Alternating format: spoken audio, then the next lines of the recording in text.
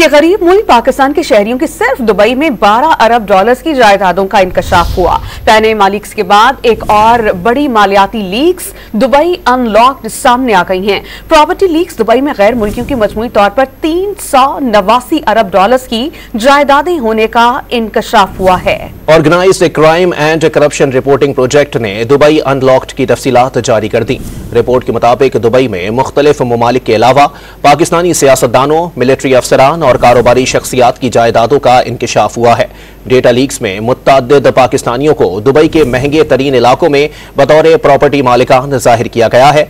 पाकिस्तानी शहरियत रखने वाले 17,000 अफराद की दुबई में 23,000 जायदादें सामने आई हैं। उनकी मजमूई मालियत 12 अरब डॉलर बनती है। रिपोर्ट के मुताबिक दुबई के इलाके पोश मरीना, एमिरेट्स हिल्स, बिजनेस बे और पाम जुमेरा में पाकिस्तानियों की जायदादें मौजूद हैं। दुबई में रिहाइश जायदाद की खरीदो फरोख्त में आलमी सतह पर पाकिस्तान का चौथा नंबर है। डॉन न्यूज यहां वाज़ेह करता चले कि बैरून मुल्क जायदाद का मालिक होना बजाते खुद कोई जुर्म नहीं। पाकिस्तान से बाहर जायदाद का मालिक होना गैर कानूनी सरगर्मी नहीं है। बैरून मुल्क काम करने वाले बहुत से अफराद के पास जायदादें हैं।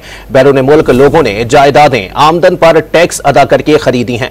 बैरून मुल्क जायदादों की कानूनी हैसियत का तयन करना मुतल्लिका मुल्क के टैक्स हुकाम का मामला है। रिपोर्ट में बताया गया है कि दुबई में गैर मुल्कियों की जायदादों में भारत पहले नंबर पर है। दुबई में 29,700 भारतीय बाशिंदों की 35,000 मलकियती जायदादें सामने आई हैं।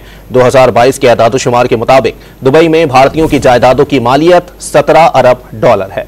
और मजीद आपको इस बारे में बताएं कि 19,500 बरतानवी शहरियों की दुबई में 10 अरब डॉलर मालियत की 22,000 जायदादें हैं। 8,500 सऊदी शहरियों की दुबई में 16,000 जायदादें हैं जिनकी मालियत 8.5 अरब डॉलर बनती है।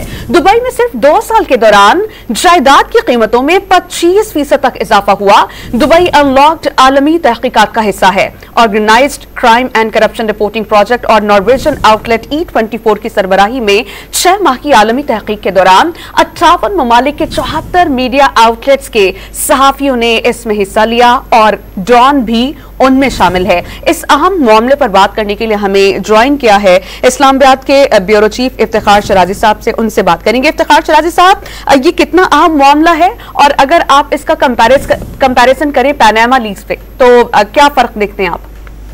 जी बिल्कुल, इसमें कोई शक नहीं है कि ये पानामा लीक्स, जो कि आपको याद होगा कि 3 अप्रैल 2016 में इसका एक तरह से उस वक्त की जो international consortium of investigative journalist ICIJ ने किया था, और उसमें भी उस वक्त कोई हम कह सकते हैं कि 1 करोड़ 10.5 लाख दस्तावेजात थी, जिसमें बताया गया था कि किस तरह लोगों ने ऑफशोर कंपनीज बना के वहां पे अपनी सरमायाकारी की और वहां पे जायदादें खरीदी, जिसमें उस वक्त शरीफ फैमिली का भी नाम आया था, जिनके नाम पे उस वक्त 8 ऑफशोर कंपनी थी, जिनके मालकान शरीफ खानदान के बिलखुसूस नवाज शरीफ जो उस वक्त प्राइम मिनिस्टर थे, उनके भाई शहबाज शरीफ जिस वक्त प्राइम मिनिस्टर हैं, और उनके फिर जो उनके बच्चे हैं जिसमें हसन हुसैन और मरियम नवाज साहबा जो चीफ मिनिस्टर हैं पंजाब की, इनकी वहां पे कंपनी थी। तो अब ये भी बिल्कुल उसी नौइयत का एक हम कह सकते हैं। और जब जैसे आपने अपने इब्तिदाई में बताया कि ये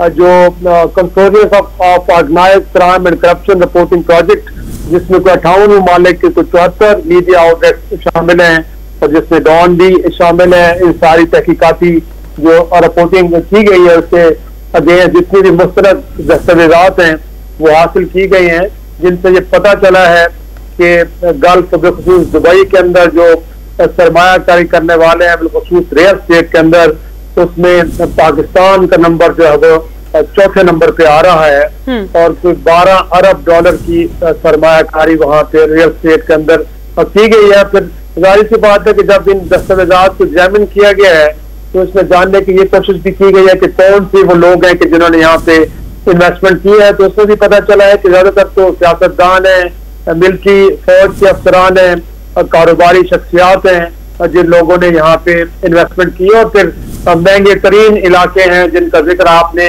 किया भी है कि दुबई के जो मरीना, एमिरेट्स, इसी तरह एमिरेट्स हिल्स हो गया, बिजनेस बे का इलाका, पाम जुमेरा बीच के जो महंगे तरीन इलाके हैं, यहाँ पे इन जायदादों का, इन प्रॉपर्टीज का इंकशाफ हुआ है।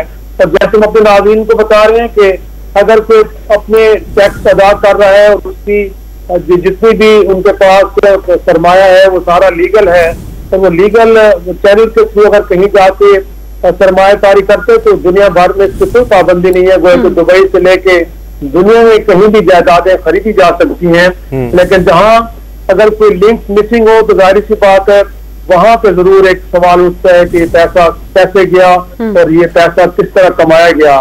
तो इस वक्त हमारे पास तफसीलात अपने नाज़रीन को बता रहे हैं कि जो प्रॉपर्टी लीज के तहत हमें जो छानबीन के नतीजे में जो हमें फैक्ट मिले हैं, तो उसमें इस वक्त जो सर्विंग हमारे सदर पाकिस्तान है आसिफ जरदारी साहब, उनके 3 बच्चों की भी जायदादें दुबई में जाहिर हो रही हैं, जबकि साबिक मरहूम सदर परवेज मुशर्रफ साहब का नाम भी इस फहरिस्त में शामिल है।